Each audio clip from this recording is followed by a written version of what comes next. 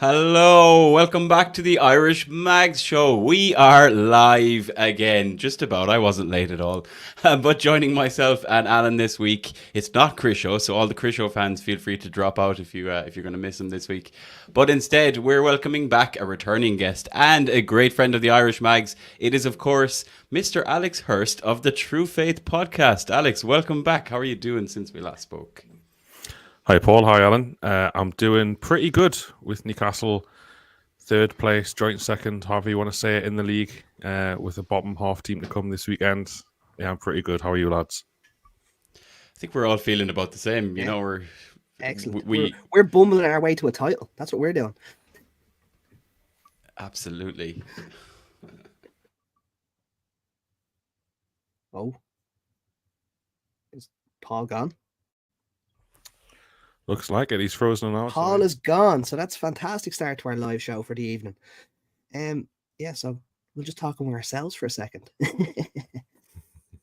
So, a quick one on the weekend. What did you think of our fairly poor performance, but great result?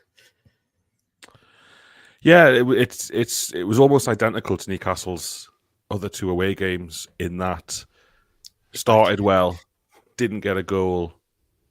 When we don't get a goal, we look a bit lost, and then we kind of lose the middle third of the game, completely belonged to Wolves. But we then dominated the last 20 minutes anyway of the game. Yeah.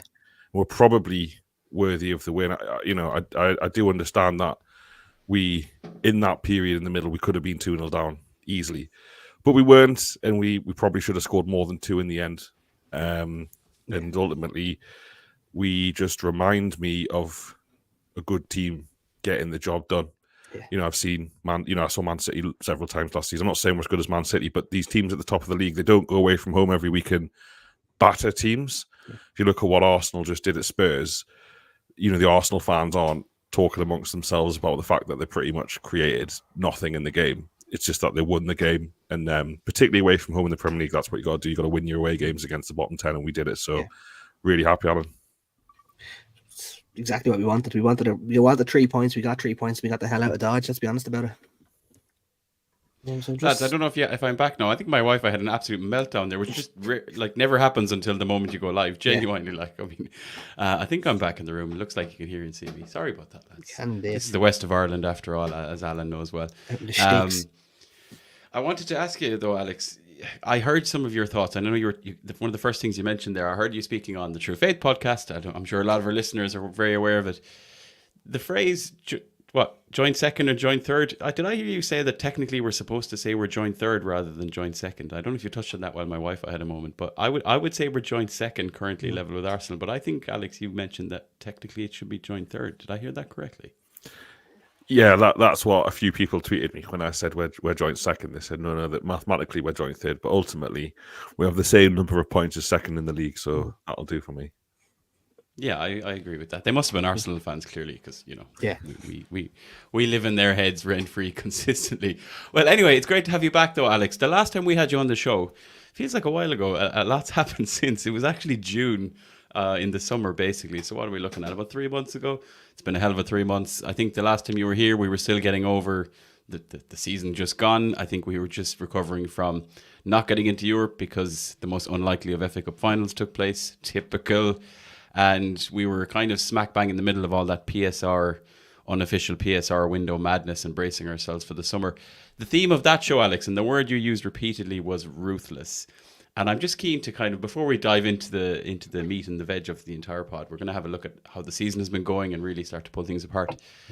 That word ruthless, if you were to look back now, did you see the levels of ruthlessness you would like to see in terms of transfer window, in terms of, internal goings on, in terms of even, the opening few games, the squad selection, the tactical style? Do you feel that level of ruthlessness you would have liked to have seen at all levels has been evident?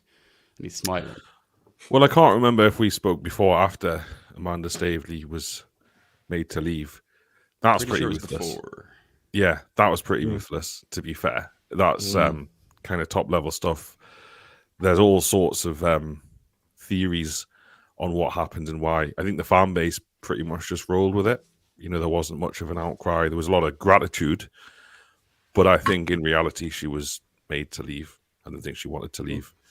she's got a lot of stuff going on away from football in the courts. I don't know how much, if at all, that was part of the decision, but I think she got the blame internally on the PSR debacle, and I think she carries the blame for it, and we did a little bit of analysis on True Faith, trying to kind of just on a really basic level unpack how Newcastle got themselves in that problem, and we pretty much, with our really amateur maths, worked out that the signing of Alexander Isak actually, unsurprisingly, when you pull a £65 million striker out of the bag that you weren't intending on buying until Callum Wilson gets injured against Man City in 2022, Newcastle had a problem since then. So they've had a long time. They've had a long time to get their house in order before June this year. So that was ruthless. And then the transfer window, you know what?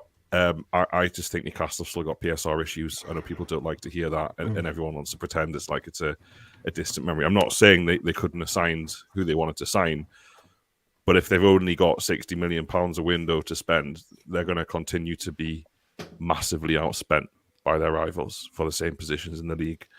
So I think whilst that wasn't ruthless, we didn't lose any of the big lads. That's a key thing.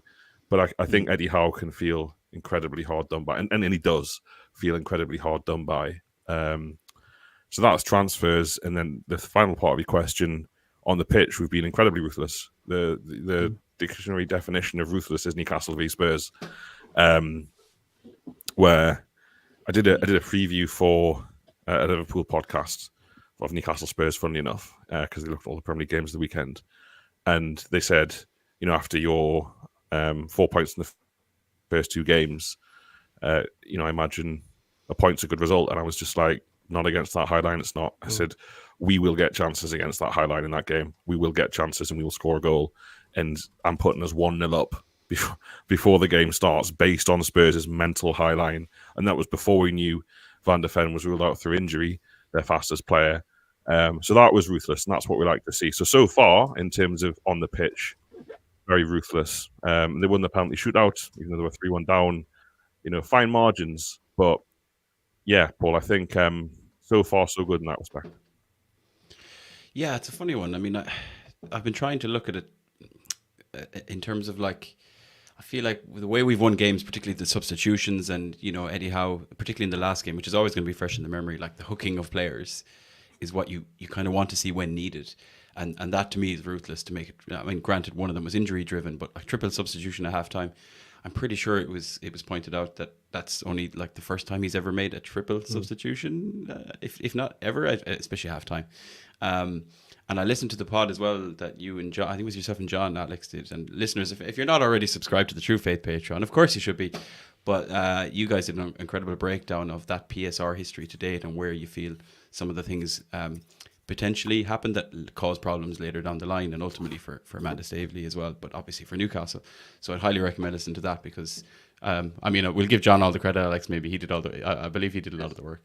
He did. But he's great at that kind of thing. So it's a really good way to go from window to window and actually pinpoint where we basically dropped a ton of money and it's cost us, a year and a half down the line. And it helps people really understand how we ended up where we are, because the club never, even though the club has stated we're in trouble and they've said we have problems and they say that we're clear of those problems, they've never gone into here's how and why this happened. And that's probably the best explanation I've heard. So I'll give you that one for free. Now, what we're going to do is, there's a lot's happened already this season. Now, granted, we're only, 4 league games, 5 games in total, with the cup game thrown in there as well, and an international break just for good measure. But I thought what we might do is really just kind of, for both of you lads as well, we want to hear from Alan too. And we don't have Chris show, so it means there'll be a bit more speaking time, Alan, for you and me and Alex than usual, which is always a bonus. I've broken down a few categories, just to get a sense of where your brains and where your minds are now in terms of how things have gone, especially thinking about what your expectations were. And if anyone isn't aware, like Alex, you were very optimistic coming into this season. One of the more optimistic, I would say, in the community. And I heard you speaking at the True Faith Live show, and you were very much thinking we have a squad and a team good enough to go and challenge. I think that was a couple of days before the window closed, so I don't know if you still feel the same. But now that we've played, we've obviously gotten through these 4 games. We've seen what we've seen. Performance levels, as we probably all agree, could be better, but we're grinding out results. and other teams kind of aren't necessarily doing that. So what I've done is I've broken down kind of how we feel about what's happened, let's say, throughout the window and over the course of the last kind of month or 6 weeks up to the point we're at now, with 4 games played in the league, sitting joint second, not third. And I'm going to basically ask you lads to kind of rate them out of 10, rate these categories out of 10, and kind of tell me, I suppose where your numbers are coming from. We'll start really quickly. It's been done before, but I think it's important to really look at the transfer window. And I think it's probably equally important, especially given all of the recent the Paul Mitchell comments that have been thrown out there around our strategy. I want to look at kind of transfers in and transfers out almost a little bit separately. In terms of where we feel, how we feel the club has performed. Alan, I'll go to you. We'll give Alex a little break because we got him talking right from the go. In terms of transfers in and transfers out, like if you were to rate both of those as separate entities out of 10, how would you say the club has fared out, and maybe just a one-liner on why? Look, we would have all loved to see that big marquee signing come in, but at the end of the day, we didn't lose any of Isaac, Gordon, or Bruno. We didn't get a 15-point deduction. We're going into the season with a fairly strong squad. So transfers in, I'd give it a 6.5 out of 10, maybe a 7. I think Osula is going to be good next year. He's the Lewis Hall this year. I think Lewis Hall is going to be outstanding this year because he is just an unbelievable footballer and he has a serious engine on him. Vlachodimos, we know why we signed him. It was PSR driven. There was a reason behind it. The reason was so that we didn't end up with a 10-point deduction. So that's a great signing in my eyes. I don't mind that one at all. Ruddy is a coach. He's not a player. He's a coach, and that's the end of it. And that's all of our incomings, wasn't it? Am I forgetting anyone?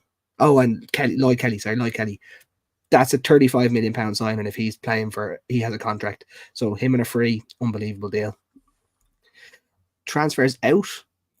Obviously, we didn't want to lose any of Minta or Anderson, but as I said, I'd rather lose both of them than lose an Isaac or a Bruno or potentially have a 15-point deduction. So transfers out, I'll give that a 7 as well because we didn't lose any of the big boys. Interesting. You sound more optimistic than I thought you'd be in terms of how, particularly with the transfers in. I'm keen to hear Alex's opinion then as well. Like, I mean, you touched on some of the PSR transfers now. Yeah. You might say they were good transfers because they gave us what we need, but Alex, I don't think the general Newcastle fan base would probably agree with that. I think they'd be quite critical of that.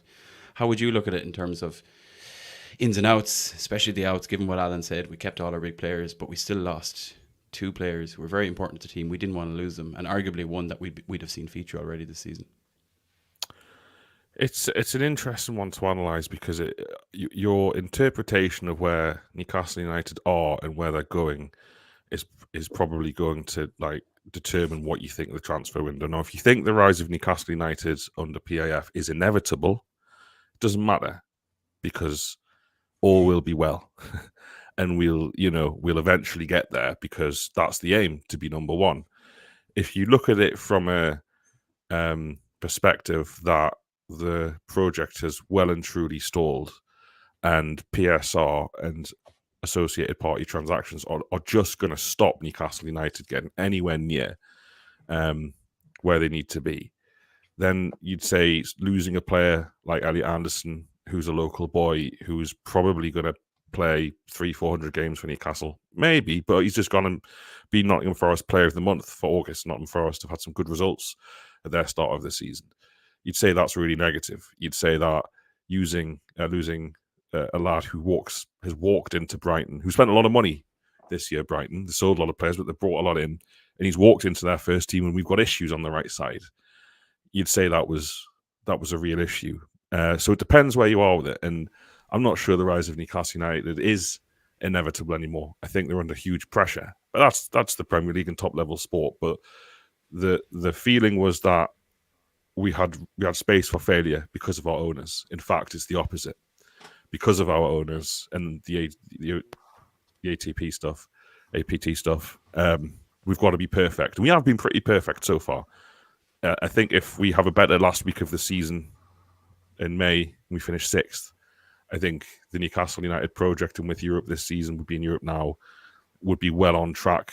It's not, because you don't qualify for the Champions League and then drop out of Europe. That's not that wasn't part of the roadmap. So yeah, it's a difficult one for me to answer because I don't really know what the future holds. But I do know they've lost 2 players they didn't want to lose. Eddie Howe didn't want to lose them. So he's lost players he didn't want to lose to satisfy some spreadsheet stuff. And that's the job of the people above him to protect him from that. And I think that's why ultimately Amanda Staveley carried the can. In terms of players coming in, I think I like Lewis Hall, but does he look like a £35 million left back right now? I don't think he does. I agree with Alan that Lloyd Kelly, if you wanted to buy him, would be around that ballpark, and he looks really impressive. I thought it was really unlucky to be dropped for Wolves. I actually think, even though Dan Burn's done okay, I think Lloyd Kelly's probably twice the centre-back Dan Burn is on that left side, particularly because Lloyd Kelly is quite quick, where Burn isn't.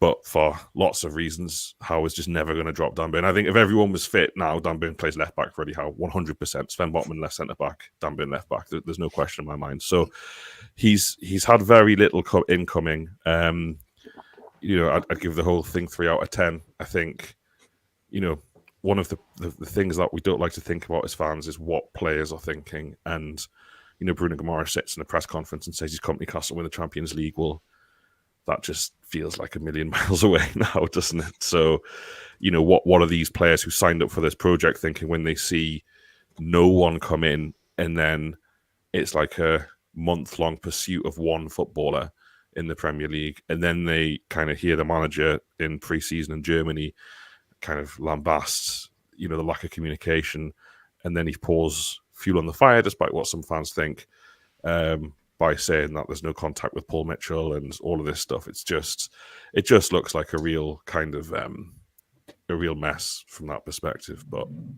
winning games fixes that. No one's been talking about Paul Mitchell this week because we won at Wolves. If we got beat at Wolves, I'm sure they'd be asking him first thing in the press conference on tomorrow morning. They'd be saying, have you spoken to Paul Mitchell? But because we won and we got a chance to go top of the league, that then becomes the narrative. So they've done the right, they've done what they can to put on the back burner for a minute. It's probably a good segue as well for the next category, but yeah, we were 9 minutes away from that happening. Let's say, right? Like that was, even the Sky cameras were on Paul Mitchell, twice, I'd say, if not 3 times, while we were 1-0 down. Like the media were just bracing themselves for the field day. I'm sure headlines were written. I'm sure some articles had begun. And then, Fabian Scher and Harvey Barnes said, no, not up in here. Probably tying up then towards I put it down here as kind of the governance of the club, which is obviously the internal structuring, right? We saw the changes with Amanda Staveley and Merdad leaving. We've seen Paul Mitchell come in. Obviously, Dan Ashworth finally left as well. Sometimes we forget that happened as well.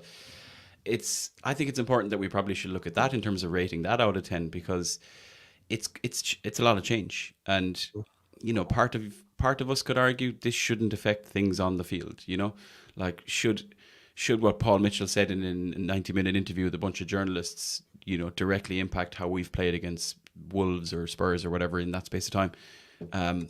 You'd like to think that maybe used to not happen if we were to all wind back to the glorious 90s. I don't think that happens. I don't think it gets half as much coverage. I don't think we know half as much about it. But obviously in the times we live in, how would you, I suppose, Alan, looking at the changes in the board structure and the governance, the running of the club? Obviously, things are the same. We've got Eddie, we've got Mad Dog keeping it together, just about. How would you look at it upstairs in terms of rating out of 10 over the last few months, in terms of their performance and the changes made? Look, we wanted Paul Mitchell before we had Ashworth. Well, not that we wanted him before, but we wanted him in and around the same time. I would have been worried if this had come in and it had been a seamless transfer of power. That would have been more worrying to me. The fact that they've come in and gone, no, I don't think that's the right way of doing it. I want to put my stamp on it. That's great. If he had come in and gone, everything's great, I'm not going to change that, and I would have gone, he's just a yes man. But the fact he's come in, he's gone, no, I want to do it my way. We're going to bring in Bunce. He's going to sort out the injuries that we're getting left, right, and centre. And from what we've looked at, Eddie seems to quite like Bunce. I don't know. Come here. You don't know if Mitchell and Howe actually see eye to eye, but Howe and Bunce seem to see eye to eye. So that's a good move in my eyes. We won't really know if the internal governance is working 100% for a year or two down the line. We only really seen a small bit of Ashworth's work this year when we sold Minta. So we won't really know how things are going between Mitchell and Howe until you give him a couple of windows, get his feet under the table, as he says. But it's a very difficult one. You would love to say everything came in, he sorts out everything in one window. Not going to happen. Power struggle. Who's really in charge? We will never really know. Let's be very honest about this. But it's just a really, really difficult one to answer, if I'm honest with you. So I don't really know what to say to you. We need a number out of 10, otherwise you've just broken 6. the entire game we're playing. Yeah, 6. 6 out of 10 Yeah. for internal governance. That's a good one. Okay, interesting. Alex, same question for you then, I guess. Looking at those incoming, like I said, changes in personnel, there's who they are, there's the smoothness, as Alan alluded to, of how it's, I suppose, transitioned, and then what, if any, kind of changes have you seen as a result? Does it give you confidence in terms of, let's say, rating them out of 10? Or are you below Alan's 6 out of 10 that he's pulled out of his head? I think overall it's very promising, and it's not, if you go back to the back end of last season as well, they made some other kind of key appointments. Brad Miller came in, Simon Capper came in from Leicester. These are people who have worked at either Premier League clubs or high levels of similar types of businesses. And, I used to think when Newcastle played, Man City, the obvious example, but even when Newcastle played Liverpool or Arsenal, get beat. And it's like all of their players are better than us and their training ground's better than us. And then off the pitch, they've got all these brilliant people working to make the whole football club better. And we had what seemed just like Lee Charnley. That was it. That was the executive team, was Lee Charnley. Not fit for purpose as a structure of, even at the time, a business turning over 180 million quid in one of the most competitive arenas in the world. The fact that there's now, a proper, genuine executive team with experts that sit below it, picking on Bunce and Mitchell, the two that have come in, it's kind of it's a commitment to improvement. You don't bring these people in to not improve. Their job is to improve things that we're not good at. And the fact that they're all there should, in the long term, only have a benefit, because previously there was no one doing that job, or someone was doing that job as a kind of afterthought and possibly not very well. So I think, I'm Paul Mitchell, the jury's out. Bunce, the jury's out on how they actually do, but you can't criticise the appointments. The only thing about Mitchell, apart from the mental interview he did, which ultimately won't make a difference to how he's judged long term. The players we bring in and sell will, like you said, Alan, about Ashworth. Everyone hates Ashworth. Well, he saved us with that Minter signing, didn't he? Yeah, saved us. We would have been selling we might have had to sell Anthony Gordon. So it's a real kind of positive that they're all in. But just quickly on Mitchell, they did publicly go after Friedman at Palace. And that's a concern, that we couldn't get Palace's director of football, because it's Crystal Palace who play in front of 23,000 people. They've got a very high opinion of themselves as a club. And, whatever happened. The rumours are that what we've ended up paying Paul Mitchell is not more than what Friedman was on at Palace.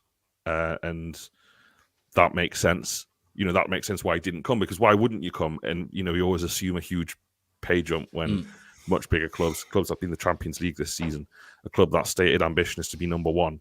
Well, Freeman didn't fancy it, and that's a concern. And I've heard, I don't have the name, but I've heard actually Mitchell was third choice and they actually got rebuffed by someone else that didn't make the press as well. So, and that's not Paul Mitchell's fault. That's not his, he all he can do is be offered a role and take it. But so I think it's 8 out of 10 overall on the off the field stuff, but that's why it stops at being a bit higher, because we should be able to go to Crystal Palace and pick whoever we want off the pitch.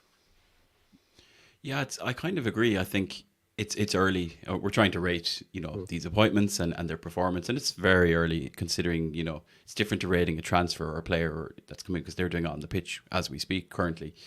But obviously these people in these roles are more long-term kind of commitments to the club, and as you said, long-term improvement. But from an appointments perspective, I agree with you, Alex. I think these are appointments we needed to make, and we don't have to go back that far, as you mentioned, that where there was just one guy doing all this. And I think it's clear. It's the equivalent of Eddie Howe making a triple substitution at halftime. We had people in roles, or there were things that were happening that weren't working. Changes were made. And I think that is ruthless. I think to go back to your favorite word, Alex. So I would rate that highly. I'd be up around that 8 as well because it needed to happen. Yeah, it's strange that we weren't able to bring in kind of certain people that we were after. But again, there can be a multitude of reasons for that. So I think I'm quite happy with the appointments. I just think all of this nonsense about civil war just needs to go and become a thing in the past. Related question in the chat, lads, before we move on to the next category, from Dave. He says, sorry, not this question. I'll come back to that one. He was asking, do we think Eddie wants too much control? He didn't get on with Ashworth either, seemingly. Those days are gone of having so much control like he did at Bournemouth. Dave says he personally agrees with most of what Mitchell said. Alex, would you kind of subscribe to that? Do you think that Eddie wants too much control? It's an easy thing to think, I guess, but do you think he still thinks he should have as much power with transfers and, you know, the fitness things, injuries, all that kind of stuff? Or do you think he's come around? Yeah, I do think that, Dave. Yeah. It's not just Bournemouth where he clearly had control. It's Newcastle. He had that control at Newcastle until the summer. In 2022, when he comes in, it's stated in the interview by Amanda Staveley that, Eddie and her were the two running Newcastle's transfer strategy, doing the negotiations. Howe was doing things a manager wouldn't normally do. I'm not saying he enjoyed it or maybe wanted to be that involved, but obviously he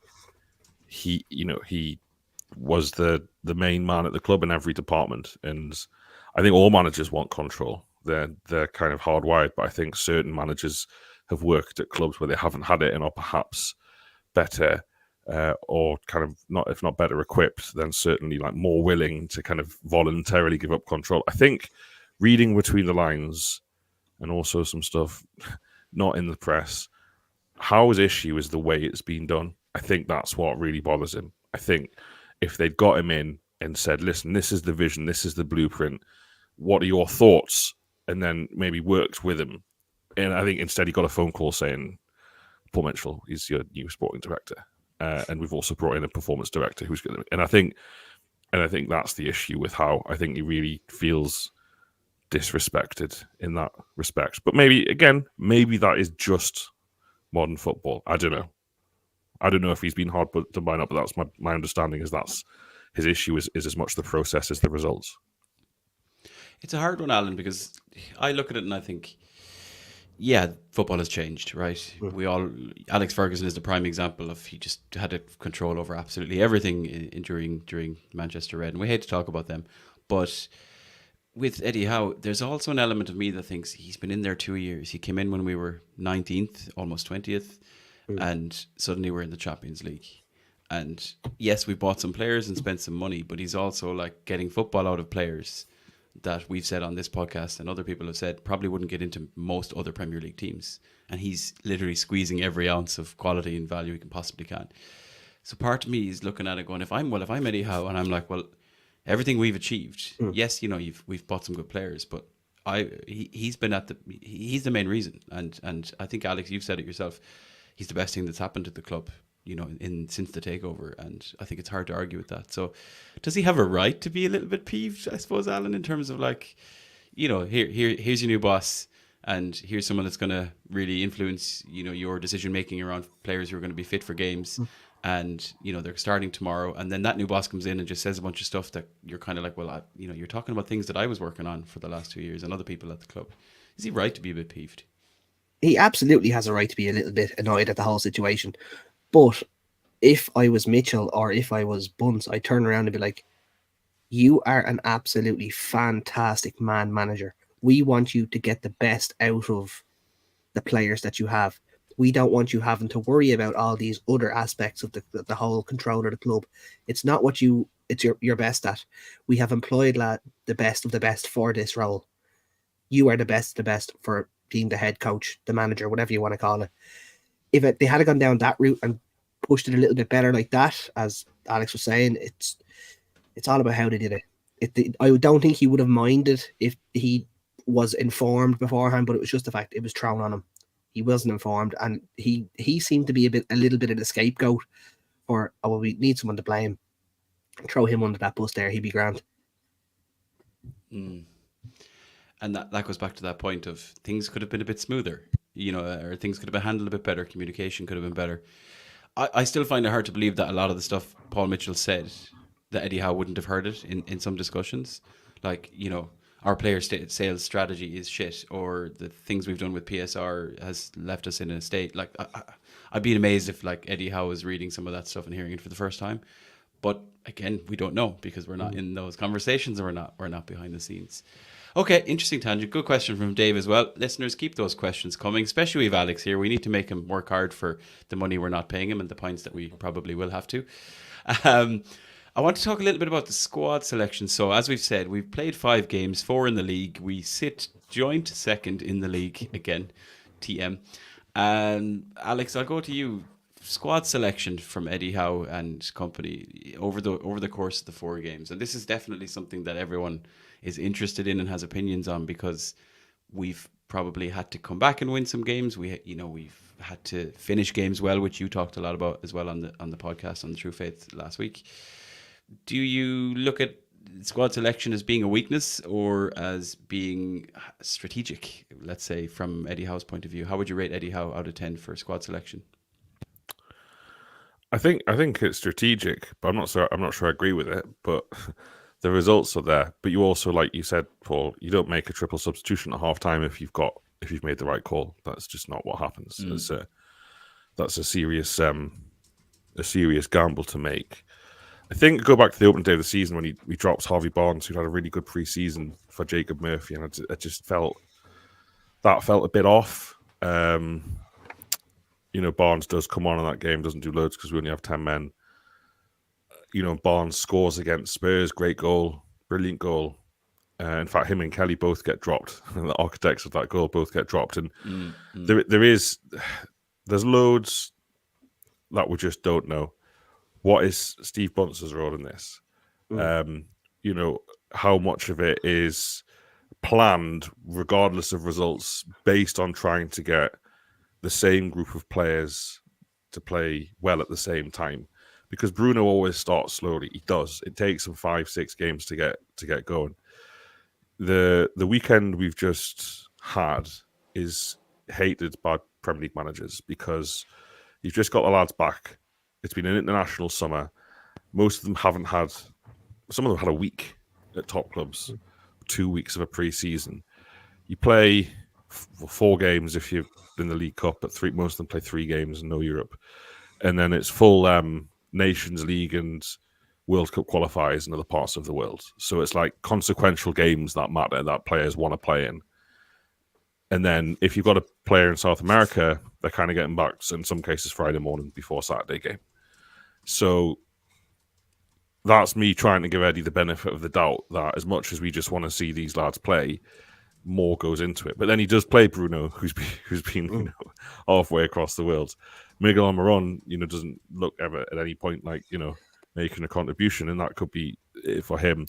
I think that as a football fan, you're always going to be frustrated when you think he's not picking the best team. And he didn't pick the best team at the end of last season. He didn't pick Nick Pope when he was on the bench, cost us points. So it's really hard for me to give you a score out of 10, Paul, because the points and the results speak for themselves, and that's what matters. And however he gets the results is the right way to get them. I don't mind. But I do, I'm going to Fulham on Saturday, and it's a long trip and it's expensive. I just want to see Sandro Tonali, Kieran Trippier, and Harvey Barnes in the team from the start. I don't want to see Sean Longstaff, Jacob Murphy, and Tino Livramento. And I also feel like Sean Longstaff needs Kieran Trippier. He needs him. He doesn't look like a footballer without him. Kieran Trippier does all of Sean Longstaff's passing forwards. Sean Longstaff doesn't have to do anything with the ball because Kieran Trippier does it for him.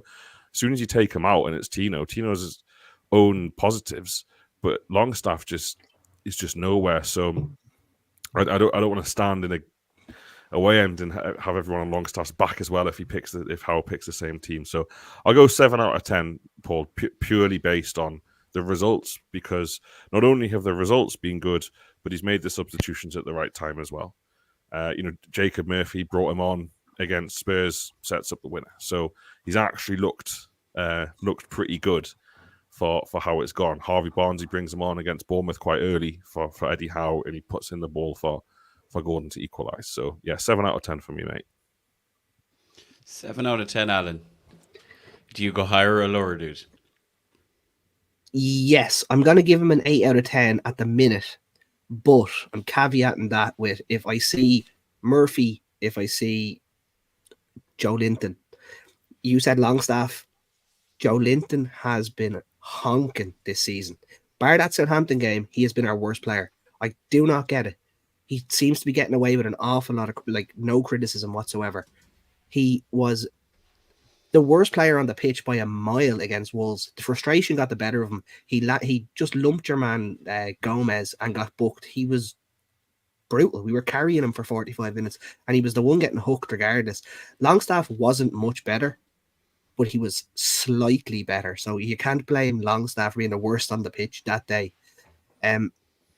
If we see the same team essentially starting next week, or if Isak is injured, I'd love to see him play Asula because Gordon can play up top, but we lose him on the wing. I just rather him on the wing. So if we see what we've seen and he goes again with the same that we've seen, it's a 5 out of 10. But if he makes changes, I'll give him an 8. I noticed Alex come off mute here. Something's triggered him. I just think you're a bit harsh on Joe Linton there. You're right. He was right to be hooked, but he's won 6 points because it was his brilliant ball and movement around Madison for the Spurs, and he scores against Southampton. So, like, I agree with you. He was right to come off. I think one of the issues with Joe Linton is it sounds going to be, this is sacrilege, but he's not a midfielder. Like, naturally, he's not a midfielder. And, when we play Man City, I want Joe Linton in there. I really want him in there. But when you're playing against the worst teams in the league, when you need where Joe Willock came on and basically showed what you need, I do think sometimes he's the wrong selection in that position. Doesn't mean I want him dropped. I still love him. I still think he's a great lad. But he... when Dan Ashworth didn't want to give him a new contract at mega money, I could kind of see why. I'm not saying I agreed, but I think when you look at his stats from a statistical level, his stats don't match a typical midfielder playing like an 8. He just doesn't have the passing range or the vision, even though I'm just praising him for a great pass. But that pass, because Spurs play such a high line, it's like just stick it in between the centre-backs and someone will run on the end of it. And he's a really good footballer.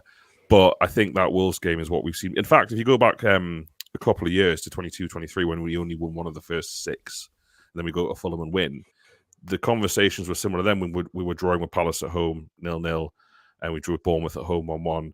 We're having the same conversations where it was like, against those sides, when you're going to get quite a bit of the ball and you have to move it really quickly, or you have to be able to kind of carry it, his kind of pure physical power and his ability to turn over the ball isn't actually what's needed in that role. And I think Willock would be a better pick. Having said that, he still gives you a lot. But I think he's probably had a 6 out of 10 season so far. I think if you compare him to Longstaff, yeah, you're right, Alan. Joe Linton was worth Longstaff, even the Longstaff initial error for the goal. At least you've got that goal and assist from Joe Linton where you haven't from Longstaff. I think you have to look at it as well. There's a kind of an outcome here, I would say. When has Eddie Howe had the 2 following choices on the right side of the 3 in midfield, assuming Bruno is never going to change or move, right? On the right side of midfield, his choice is clearly Longstaff or Tonali. He hasn't had that choice for more than about 3 games over the course of a full season and a half. And similarly with Willock and Joe Linton, like, when has he ever had the choice of one or the other? And I think if we could go and get through 10, 15 games where those 4 guys are available, Eddie Howe has the luxury of then looking at it, like Alex has pointed out, and said, well, I need an enforcer. I need someone to break shit down. I need someone to go in and kick lads around. I need Joe Linton against Man City. Or, we look at what Joe Willock did in the second half against Wolves at the weekend, and he created the most chances of any player on the pitch, and he was only on for 45 minutes. I need someone more creative. I need someone a bit better on the ball or making smarter runs, who is a natural midfielder. And then obviously the same applies on the other side with Tonali and Longstaff.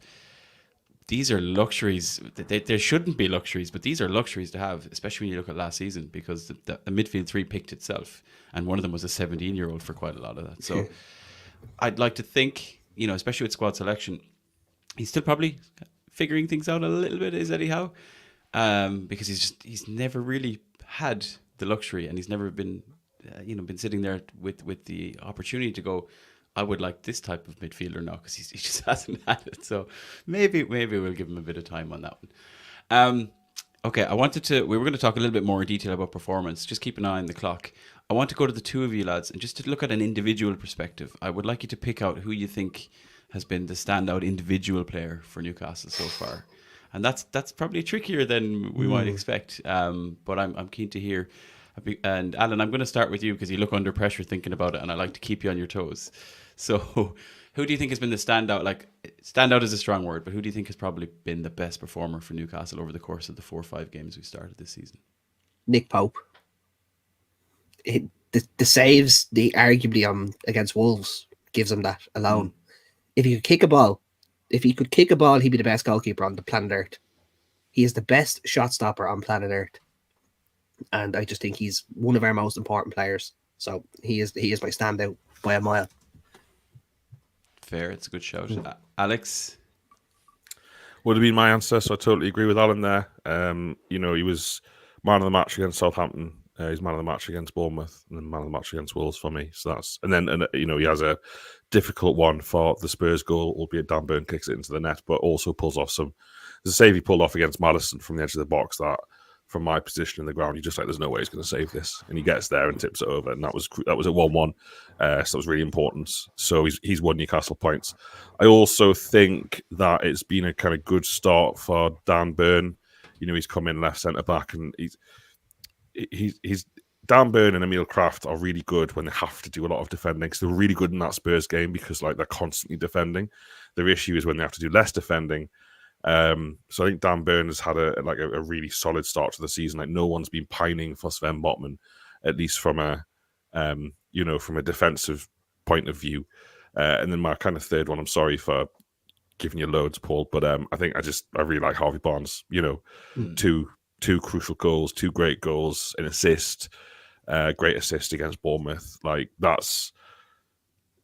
we joke on True Faith because I did a podcast with a Leicester fan when we signed Barnes. I didn't put out, and I wish I'd put it out because he was so negative and miserable. I don't know why I agreed to do it, because he just didn't want to do it, and he was just like, I'm not fussed about losing Barnes. Like, gutted about Maddison. Please, Barnes is gone. I was like, didn't he get like 18 goals for you last season in like a relegation season? He was like, all he does is score goals and assists. That's literally all he does. And I was like, yeah, sounds terrible. Awful. And that's what we're seeing. That's what we're seeing. You don't notice him loads in games, apart from the assists in the goals. He's not like linking play with the fullback and getting out of tight situations or cross-field passes and stuff like that. It's just output. And and with Alan, it's like difficult to see him not in the side, isn't it? It's literally only Eddie House, the only bloke who doesn't have him in his starting 11.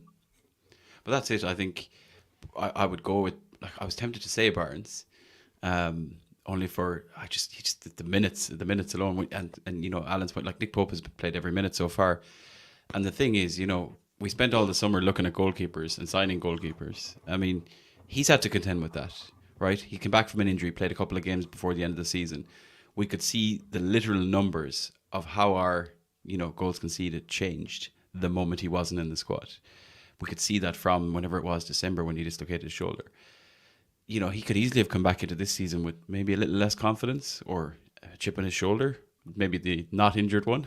And he hasn't. He's been, like Alan has said it, I think he's been our best player as well. And he's, I said it about that last game against Wolves.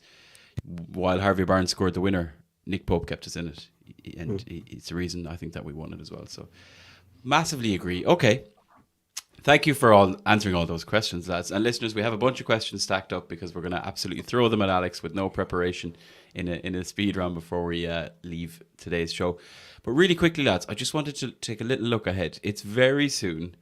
The transfer window's been closed, 18, 19 days. But it's hard not to just think about January. And the question I just want to throw at both of you, lads, and Alex, I'm going to throw it at you first because poor Alan hasn't had a chance to have any Calpol, and he's clearly not well. Alex, in terms of January, the question I have really is, do you think our focus in terms of January transfer window, assuming we're going to be active, let's say, do you think that has changed from what it was in the summer? If we are to assume the summer was a centre-back and a right wing and spending a lot of money on a centre-back, Do you think now that we've heard these Paul Mitchell interviews, different kind of pieces that are talking about whether or not the board are backing Mitchell and backing Howe, and then them saying we can't spend big on elite players, we need to be strategic and look globally and be like Brighton, yada, yada, yada, yada. Do you think that we come into January and it's a different strategy and focus than it was in the summer? January's always different, isn't it? Because it's just a much harder window to do business in. And the PSR stuff for the last kind of 18 months in the Premier League has made January an even more depressed window. So purely based on, the availability of players changes it. I think a lot of it. What happened with Gordon is interesting because they brought Gordon forward because they didn't want to lose him. They thought if he stayed at Everton, even though it was a complete car crash, as it still is, funnily enough, they might lose him. So you've got this kind of situation where my planned answer to you there was, well, it'll depend on what we're doing in the team. Where we're weak, where are we strong, what do we need? But really, it shouldn't be like that. That's like a fan's perspective. The club should have its next 3 transfer windows pretty much mapped out in terms of where it wants to allocate funds. If not, maybe the players, because you don't know who's going to perform, who's going to become available, who wants to move, who gets relegated, all that kind of stuff. But they should have a plan for the next 2, 3, 4, 5 windows in terms of where they want to allocate funds to. So that could be bringing a player forward from the summer, like Anthony Gordon, who's actually going to play very little role in the 5 months that followed his arrival. So I don't think it'll have changed necessarily because of the summer. It'll change because Paul Mitchell's come in and he's putting a transfer blueprint in. The only big one, of course, is Gahey from Palace. It's expected that he signs a new deal because he has less than 2 years now. So if he's going to sign a new deal, it's now, because they are less than 12 months away from, 12 months from January, from losing him for absolutely nothing. And if they turn down a £70 million offer, they're going to have to get that sorted out. So if he's still there in January and his indifferent form continues for Palace, then the club might revisit it. But they for the reasons you said, Paul, in terms of Paul Mitchell's comments, they now need to have a proper transfer strategy for the next few windows, like all the big clubs do. Yeah, and there is a part where you want to say, we're big club mentality. We don't need to overreact in January because, I'm probably contradicting to points I've made in the past where if we're struggling in the league when we come to January, we need to react. We need to be doing something in January, or if things are going really well, we need to be backing that. And my main motivation for thinking along those lines was Eddie Howe needs to feel backed and be backed, because I think that he was let down in the last transfer window. But at the same time, Alex, you'd like to think that we're not just going to wait and see, well, where are we in the league on December 31st? How much do we have and who's available? You'd like to think it's a lot more long-term or planned out than that. It didn't feel like that towards the end of the window. It felt like all our eggs were in the Mark Gay basket. We had a hint that he would come, that he would be interested. And we were like, right, let's just go for it. And it didn't work out. That felt haphazard. And that can't happen again. So I do think that I'd be surprised if we went back in for him, specifically him. And I'd be surprised if we went in for any player at that price range, 60, 70 million, going by whatever Ed heard. Alan, let's do a side question then. Hang your hat on this here. If we do make a signing in January, where would it be on the pitch? You're going to have to put me on the spot. I think our next signing is honestly going to be a goalkeeper. And here's my logic behind it. If Howe gets Gordon, Barnes fit and firing, we don't need a right winger this season. Caveating that just for this season, because if you go out and try to sign a right winger in January, if he's worth 35 million, he'll cost you 60. We'll have Botman and Lascelles coming back. We will not need a centre back as drastically as we do right now. So if there's a first team player coming in, it'll be a goalkeeper to push Pope, because as much as Dubravka was outstanding for us, the levels that you can see when Dubravka is in goal in comparison to Pope, I never saw it before Pope came in, but once Pope came in and I seen Dubravka go back in goal, I was like, oh my God, there's levels to this game, and Dubravka's just not where we need to be. So he will be my next one to bring in, be a new goalkeeper. Interesting. Very interesting, to be fair. I'm torn. I still think right winger is what they'll be looking at. I think I think if we had Europe now currently, either we would have already made that signing or it would be had to be done in January because we would have just so many games to play. Maybe it's an out that they don't have to, as you said, with Gordon and Barnes, but lose one of them and we're back to being very over-reliant on Jacob Murphy or Miguel Almiron. And I think, the evidence is there that that's a bad place to be in. So I'd still be surprised if it's not right winger. But there's also part of me that thinks between now and whenever Callum Wilson comes back and then gets injured again, maybe we need to have a think about a striker. Because, if we don't have Isak this weekend, it's suddenly a huge gap. Like we become a lot less fearsome and feared as a team by other clubs without Isak. Yeah. And that's alarming. Again, I know we have Will Osula, but he's raw. I don't know if Eddie trusts him. Eddie rarely plays a player that quick. I just don't see it. So, yeah, if Wilson comes in and then just shows no signs of actually being able to stay fit, I wouldn't be surprised if we just went and said, lads, we need a striker because you just can't continue being so over-reliant on one man. Okay, time will tell, folks. As we said, there's plenty of time. A lot will happen between now and then. We're in a good place. I think the phrase I heard on the True Faith podcast was, we're in a great position to go and take advantage, and let's hope we obviously start and keep going as we started, and the performance will only improve. And yeah, Alex, I'm going to steal your phrase. Can we be we're a good team that's not playing great? We need to play better rather than being a shit team who's just overplaying, let's say. Speaking of which, let's talk about the weekend. Before we come on to questions, I want to just pick your brains on Fulham at the weekend. Alex, I'm going to come to you because you said you're on the road this weekend, making the long trip down. We did, obviously we've previewed Fulham over on True Faith as well. I would have thought originally that Fulham are more of a threat than Wolves. I may have underestimated Wolves slightly, even though we did come away with the win. Looking at Fulham, Alex, do you think there's a bit more to fear there in terms of playing personnel? They've got a very good manager. And what would your overall prediction be, or how do you think we're going to fare up, especially because you're going to be in the audience and in the stand? I always think you've got to be bullish against the bottom 10. Home and away. My favourite stat is every season when you look at the top of the league, you can just predict their results against the bottom 10. So Man City won 18 of 20 against the bottom 10. Arsenal won 17 of 20. Liverpool won 15 of 20. And there's your 1, 2, 3. So the more games you rack up against the bottom 10, bread and butter wins. There's not that much between Wolves and Fulham. Like, Wolves are in much worse form. I've had much worse transfer window. You could argue you've got a worse manager, worse squad. But if Fulham finished 12th and Wolves 13th this season, I don't think anyone's going to fall off their chair. Or Wolves 12th and Fulham 13th. It's, Fulham are a better side on paper, but we have an excellent record against them home and away. We seem to match up, the key matchups really well for us. Tactically, we match up well. Fulham are going to leave a lot of space. Fulham, think of the away game last season, all over us for 20 minutes. All over us. Eddie Howe had to bollock the players publicly on the pitch to get them to start playing in that game. But by the end of the game, there was only one team going to score. And it's, that's what tends to happen in these fixtures against the bottom side. They're going to give you 20 minutes of hell. Might be at the start, might be in the middle, could even be at the end if you're hanging on. It's not straightforward anymore. It's not 1996 where you just go and win easily. Like, they've got good players. They're good.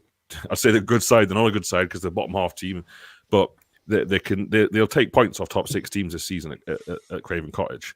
Having said that, Newcastle have to take advantage of the position they're in. They have to try and get top of the league. There's a chance to go top of the Premier League for 24 hours anyway before Man City and Arsenal play. That's mad. I'm sorry. Every time I hear that, I just it's just mad, but it's unbelievable. And what a shame it would be to lose that opportunity at Fulham.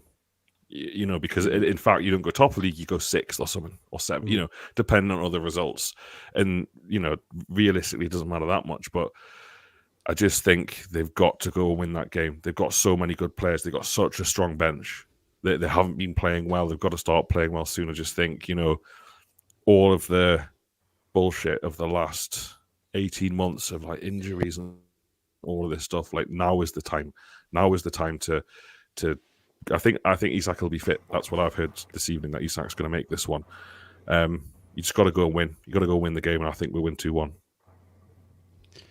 exclusive here from Alex Hurst and his connections with James Bunsen, the physio department at Newcastle United. A fit Isak makes me feel a lot better about any game, but also I just feel like there's a moment where Isak, yes, he got his goal against Spurs, had a really good international break, hasn't particularly gotten going. We need to get him a bit more service slightly, but I think there's a moment where he'll bang and he'll destroy a defence that just either gives him a little bit too much space, pushes up a little bit too high. Whether that's Fulham or not, I don't know. We shall see. Alan, score prediction for Fulham at the weekend away. We are going to beat them 2-0. We're keeping a clean sheet. Excellent. I don't think we'll keep a clean sheet, but I'd be leaning towards a narrow win. I'm probably in the same school of thought as Alex. I think we might come away with a narrow win, and I don't think it'll be too dissimilar to what we've done so far. So, yeah, fingers crossed that we won't be too on edge. I have one question I need to throw at you, Alex, really quickly, to ask you about Wilson. I'm not sure what I'm asking you here, the question from Connor. Is there something, Alex, that are you reading between the lines? Do you know what Connor's alluding to ask you about Wilson?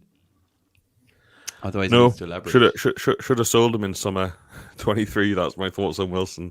Could have solved a lot of PSR issues. Could have had Minter and Anderson playing for us if we just... Obviously, we'd have to sign a replacement as well, so it's not that simple. But yeah, that new contract for him.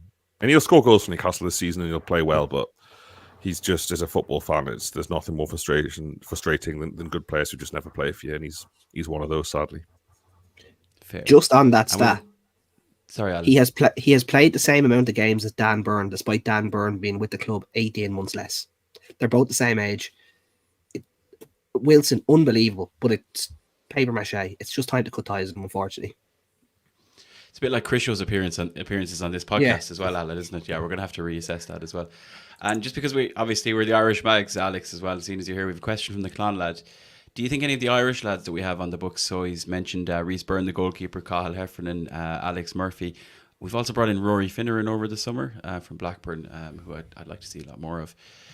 From what you know, I suppose, or what you've seen, do you think there's much future there in terms of getting towards the first team for any of these guys?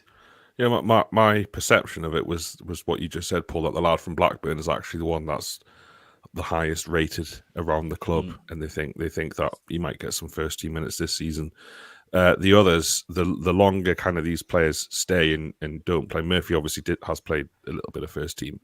I'm just going to give you a maths answer, and that's like 99% of lads who come through the academy don't make it. So, there's a chance one of them might do something, but it'll just be 1 out of 3 because that's just the way the Premier League is in terms of young players at the club, wherever they're from.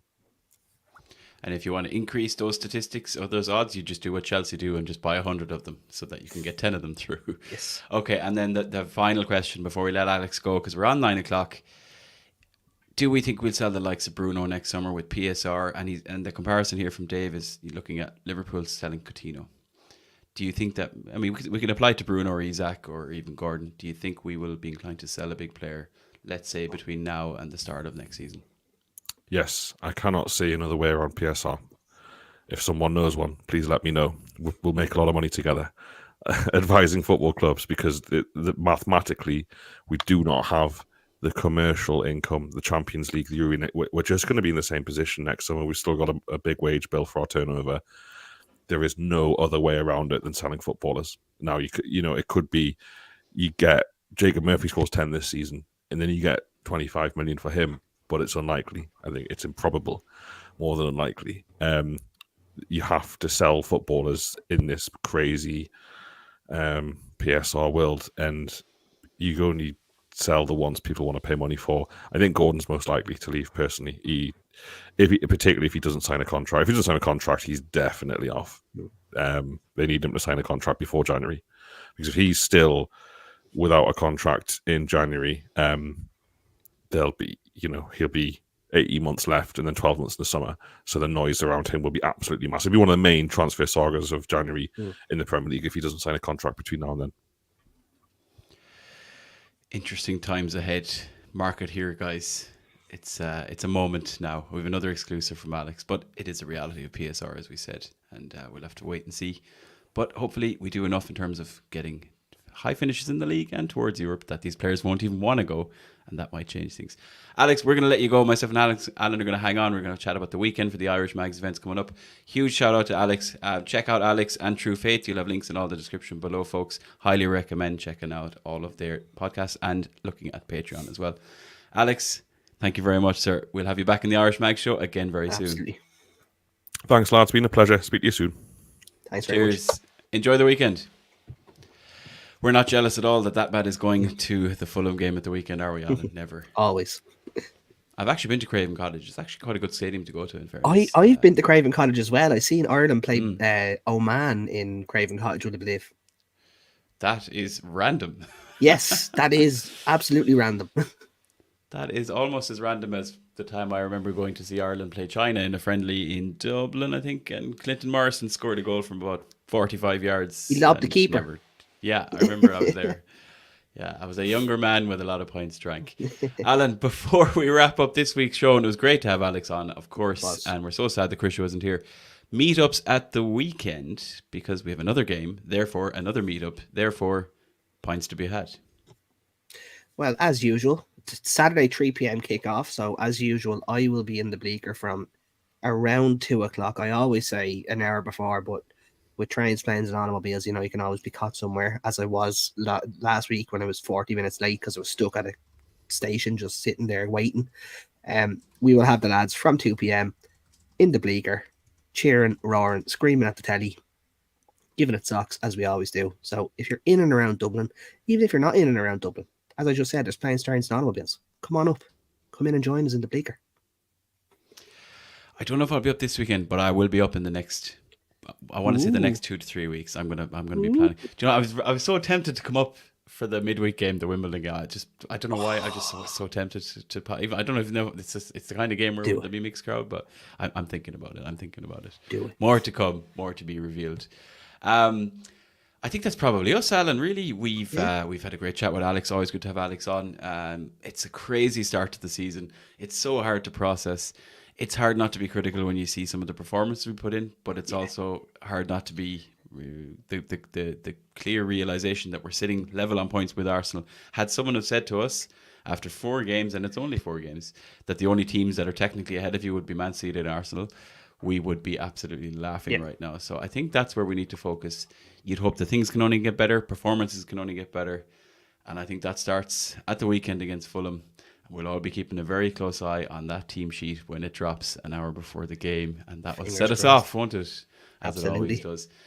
As always, folks, check out our website, theirishmags.com, for all the latest updates, photos, meetups, travel information. Got a couple of home games coming soon. There's a lot of activity going around with ballots. We're looking at obviously you've got Man City coming up at home. Brighton ballot has been done. And then not too far away, the Arsenal one as well. So there's a lot of eyes on all of that. So keep an eye on the website, on the WhatsApp, on the socials that are all in the links below. We will be back for more Irish Magnus next week. Maybe Krisha will be here. Maybe he won't. Who knows? We don't. But until then, the mystery continues. Have a good weekend. Hopefully 3 points against Fulham. And maybe just for a few hours at the weekend, we might just be top of the league. What a way to go. Cheers, listeners. Thank you for all the questions, all of the comments. And of course, thank you, Alan. Have a good one. Slán, lads. Take care. See you later.